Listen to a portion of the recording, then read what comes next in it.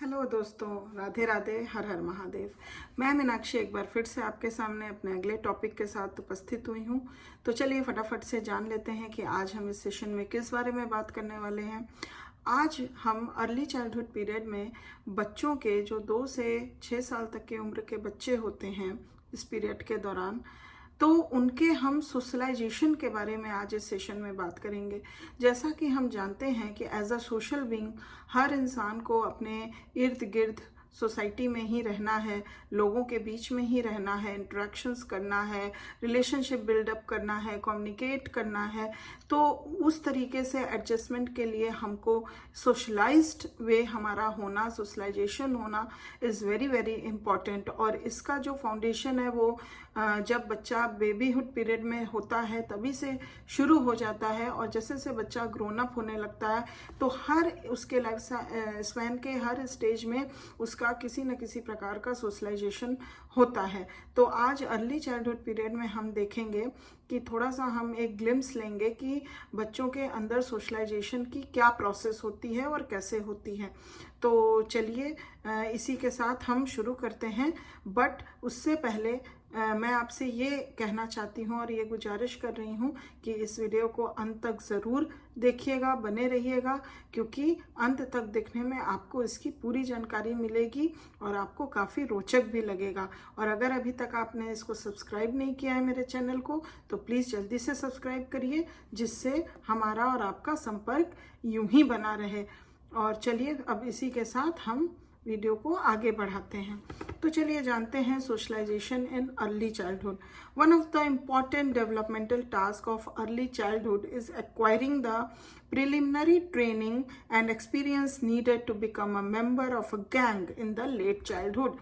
तो जैसा कि हमने जाना था कि हर लाइफ स्पैन के हर एक स्टेज में कुछ डेवलपमेंटल टास्क होते हैं जिसको कि बच्चे को पूरा फुलफिल करना बहुत इम्पॉर्टेंट होता है, जिससे कि वो लैग ना हो, जिससे कि कोई भी तरह के डेवलपमेंट में उसका डिले ना हो, और जो नेक्स्ट लाइफ स्पैन का स्टेज उसके आगे आने वाला है वो सक्सेसफुली उस स्टेज में जाके एडजस्ट कर सके और इवन उस स्टेज के डेवलपमेंटल टास्क को फुलफिल कर सके और लर्न कर सके। तो अर्ली चाइल्डहुड पीरियड का एक one of the important task होता है सोशलाइजेशन, जिससे कि जब लेट चाइल्डहुड में बच्चा एंटर करेगा तो वो जो स्टेज होती है वो गैंग स्टेज कहलाती है। वहाँ पे पियर्स का ग्रुप होता है। जब बच्चा अपने प्री स्कूल से जब स्कूल में एंटर करता है तो वहाँ पे उनका गैंग फॉर्म होता है, और उस गैंग में, उस पेयर ग्रुप में, उस एटमॉस्फेयर में एडजस्ट होने के लिए उसको पहले से कुछ फाउंडेशन ले डाउन होना बहुत इम्पॉर्टेंट है। और जो सोशलाइजेशन का प्रोसेस जो हम कह सकते हैं कि अर्ली चाइल्डहुड पीरियड में है, उसको फुलफिल करना और लर्न करना इज़ वेरी वेरी इम्पॉर्टेंट। तो इसीलिए इस पीरियड के दौरान, अर्ली चाइल्डहुड पीरियड के दौरान, ये प्रिलिमिनरी ट्रेनिंग और एक्सपीरियंस का होना बहुत नीडेड होता है, जिससे कि वो अगले स्टेप में, अगले स्टेज में जब लेट चाइल्डहुड में जाए तो वो वहाँ पे अच्छे से एडजस्ट कर सके बच्चा। दस early childhood is often called the pre gang as. जैसा कि लेट चाइल्डहुड में गैंग एज कहा जाता है, वैसे ही प्री चाइल्डहुड में इसी कारणों से इसको अर्ली चाइल्डहुड पीरियड को प्री गैंग एज बोला जाता है। The foundations for socialisation are laid as the number of contacts young children have with their peers increases with each passing year। जो सोशलाइजेशन का फाउंडेशन जो ले डाउन होता है वो डिपेंड करता है कि जो भी यंग चिल्ड्रन हैं, जो भी बच्चे हैं, वो अपना सोशल कंटैक्ट्स या पेयर ग्रुप कितना बड़ा रख रहे हैं या किस तरह से वो डेवलप कर रहे हैं, बना रहे हैं, और बच्चों के साथ आपस में किस तरह का उनका साल के साल जैसे भी पासिंग ईयर हो रहा है उनका कैसा पेयर ग्रुप इंक्रीज कर रहा है कि नहीं कर रहा है। It depends upon the how much the foundation laid down of socialization।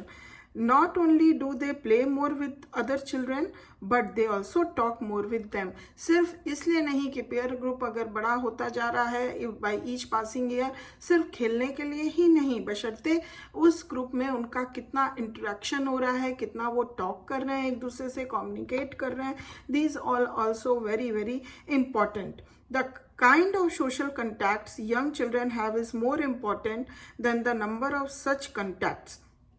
और सबसे बड़ी बात है कि जैसा कि अभी मैंने कुछ देर पहले बोला कि बाई ईच पासिंग ईयर उनका पेयर ग्रुप कितना बड़ा हो रहा है, इंक्रीज कर रहा है, तो सिर्फ यही मायने नहीं रखता है कि बच्चों का जो पेयर ग्रुप है या सोशल कॉन्टैक्ट्स हैं उसके कितने नंबर इंक्रीज हो रहे हैं, कि 10 बच्चे हैं उस ग्रुप में या 15 बच्चे हैं, 20 बच्चे हैं या कितने भी हैं, तो number is not very very important. उसके साथ साथ एक चीज़ और बहुत इंपॉर्टेंट होती है कि जो भी उनके कॉन्टैक्ट्स और पेयर ग्रुप्स हैं वो किस प्रकार के हैं, what are the kind of the social contacts which children have made.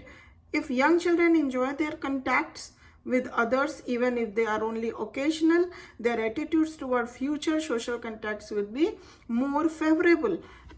जैसा कि अगर अभी मैंने काइंड की बात की, तो जो भी कॉन्टैक्ट्स वो बना रहे हैं, अगर वो भले ही ओकेजनल ही उसमें पार्टिसिपेट कर रहे हैं, पर अगर वो मतलब अगर अच्छे तरीके का है, बढ़िया है, जिसमें उस कांटेक्ट में वो बच्चा काफ़ी इंजॉय कर रहा है, तो ये क्या करता है कि फ्यूचर में वो सोशल कांटेक्ट्स कैसा डेवलप करेगा या बनाएगा, इसके लिए उसके अंदर एक फेवरेबल एटीट्यूड डेवलप होता है. Then if they have more frequent social contacts of a less favourable kind, तो सोशल कांटेक्ट्स का फेवरेबल होना is very very important to develop the positive attitude inside the child. तो अगर आपका जो भी सोशल ग्रुप है उसका नंबर कितना भी इंक्रीज हो, कितने भी मेंबर्स हों उसमें, कितने भी पेयर्स हों उसमें, बट अगर वो आपके लिए लेस फेवरेबल है, तो आप भले उसको फ्रिक्वेंटली उसमें पार्टिसिपेशन दे रहे हैं, बट वो आपके अंदर पॉजिटिव एटीट्यूड डेवलप नहीं करेगा कि आपको फ्यूचर में मन करेगा कि आप लोगों से अच्छे से कॉन्टैक्ट्स डेवलप करें या फिर इंटरेक्शन करें. तो it is very important with the number of the social contacts, kind of social contacts is also very very important. Children who prefer interacting with people to interacting with objects develop more social know and how. As a result are more popular than those who have limited social interactions.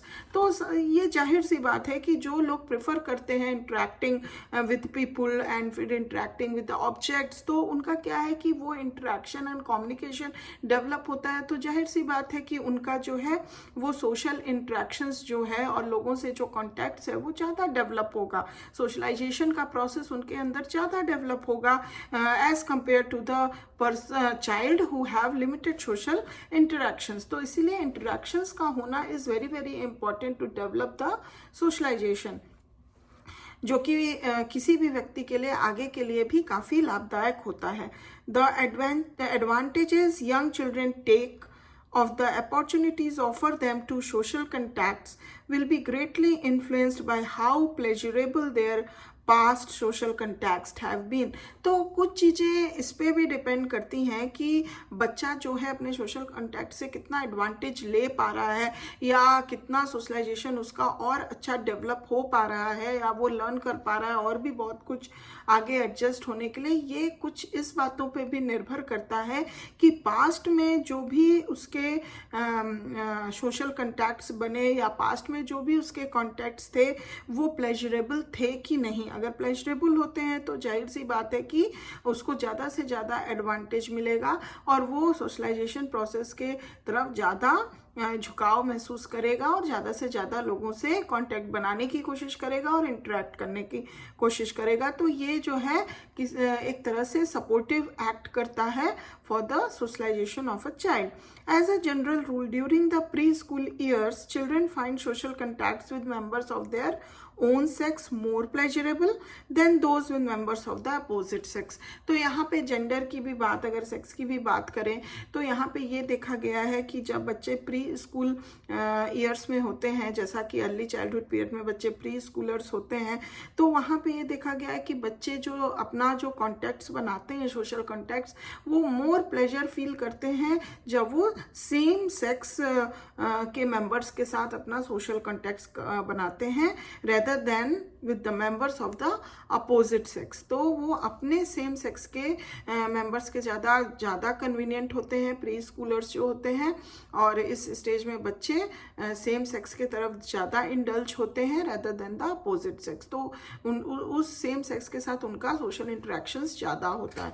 तो ये कुछ बातें हमने इस stage में जानी कि बच्चे का जो सोशलाइजेशन प्रोसेस है वो कितना इम्पॉर्टेंट है और किस तरह से उनके अंदर ये चीज़ डेवलप कराई जाती है। अभी इस बारे में और भी सोशलाइजेशन प्रोसेस में पैटर्न्स के बारे में, बहुत सारी चीज़ों के बारे में मैं अलग से और भी वीडियोस लेके आने वाली हूँ, जिसमें आपको इसी प्रोसेस में बहुत सारी जानकारी और भी मिलेंगी। तो मैं आशा करती हूँ कि आप मेरे अगले वीडियो को भी ज़रूर देखना पसंद करेंगे। इसलिए अगर हो सके तो प्लीज़, अभी तक नहीं किया है तो जल्दी से मेरे चैनल को सब्सक्राइब करिए, क्योंकि आगे आने वाली सभी वीडियो से आपको अनगिनत जानकारियाँ प्राप्त होंगी जिससे आप लाभान्वित हो सकते हैं।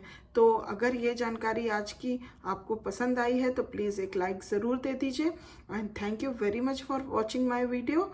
और तब अगले बार मैं फिर आपके सामने उपस्थित होंगी। तब तक के लिए अपना ध्यान रखिए, ख्याल रखिए। Bye bye, take care.